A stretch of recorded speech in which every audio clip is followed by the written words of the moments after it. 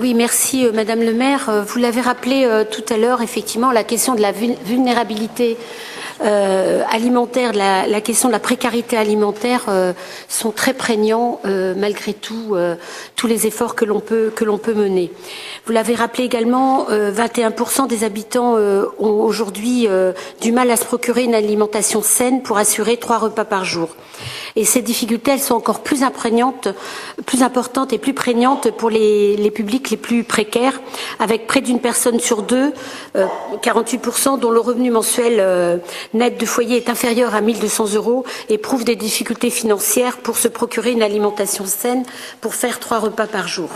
Sur notre métropole, vous l'avez rappelé, 21% des ménages déclarent avoir renoncé à acheter un produit alimentaire récemment parce qu'il était trop cher. Alors la ville de Nantes, évidemment, n'a pas attendu tous ces chiffres et tous ces constats. Depuis très longtemps, elle est engagée dans une solidarité alimentaire, notamment par l'intermédiaire de son CCAS et des agents. Et d'ailleurs, je voudrais rappeler et souligner ici leur engagement au quotidien. Et en créant, donc le CCAS participe effectivement à cette solidarité alimentaire en créant et en soutenant toutes les initiatives, qu'elles soient citoyennes, associatives ou institutionnelles, qui existent ou qui voient le jour pour aider les personnes les plus vulnérables, parce que les personnes les plus vulnérables sont effectivement les premières touchées.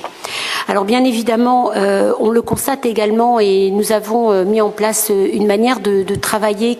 pour nous permettre d'être le plus réactif possible, notamment avec l'augmentation des aides qui sont allouées chaque semaine aux personnes les plus précaires, que ce soit les aides de coup de pouce ou les aides à la subsistance, qui font qu'aujourd'hui on s'aperçoit que le pouvoir d'achat ayant nettement baissé oblige les familles effectivement à réduire leurs achats alimentaires. Et puis nous accompagnons également, parce que ça nous semble important, beaucoup de projets innovants, utiles pour les Nantais les plus précaires, et tout en évitant de les stigmatiser, parce que c'est aussi un enjeu et un défi important pour nous. Et je pense à plusieurs initiatives, bien sûr le restaurant social Pierre Landais, qui va voir sa capacité et ses conditions améliorées, ou encore l'accompagnement du projet 5 ponts par le biais de son accueil de jour attentif à cette question de l'alimentation, notamment au cœur du restaurant d'insertion, mais également d'autres initiatives qui sont situées sur nos quartiers. Je pense au comptoir des Alouettes, qui est une manière de travailler aussi très intelligente, qui favorise à la fois la mixité et en même temps l'accompagnement des personnes les plus vulnérables. Mais je pense au Braille avec la cerise sur le gâteau, ou les tables d'hôtes et épiceries communautaires qui existent sur nos territoires. Et puis tous les acteurs un peu traditionnels, mais qui sont aussi incontournables sur cette question de la précarité alimentaire. Je pense bien sûr au Secours populaire, et vous les avez salués et remerciés pour leur engagement, Madame le maire. En tous les cas, toutes ces structures n'hésitent pas à nous alerter sur les différentes tensions qui peuvent exister aujourd'hui et qui voient notamment des évolutions à la fois en volume et en nature des besoins en matière d'aide alimentaire et qui, par ailleurs, ne sont pas toujours sans conséquence sur l'organisation de ces structures et sur le fonctionnement et l'engagement des bénévoles. Nous étions avec Marie-Annick Benâtre récemment, à votre demande, Madame le maire, à recevoir les différents